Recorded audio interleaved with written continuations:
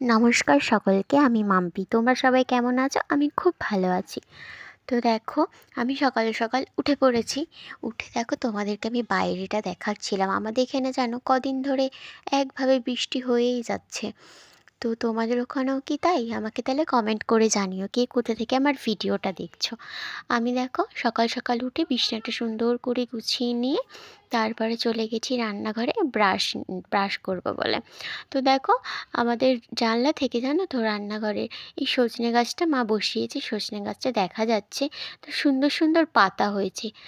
আর বৃষ্টি পড়েছে তাই জন্য আরও বেশি সুন্দর হয়ে গেছে।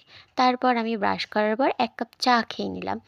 চা খাওয়ার পর দেখো আমি সুন্দর করে তোমাদেরকে দেখিয়ে দিচ্ছি যে ঘরটা কি সুন্দর লাগছে গোছানোর পর। আমি বেডশিটটা জানো তার মাঝে চেঞ্জ করে নিয়েছি। ভাই চলে গিয়েছিল বাজারে, বাজার থেকে মাছ নিয়ে এসেছে। এই সপ্তাহে যেন চিকেন খেতে ইচ্ছা করলো না। তারপর মা তুলে রেখেছিল ফুল। তো ওই ফুল দিয়ে আমার পুজো দিতে খুব ভালো লাগে। আমাদের বাড়িতে জানো তো দু রকমের ফুল গাছ আছে, মাই সব বসায় গাছ।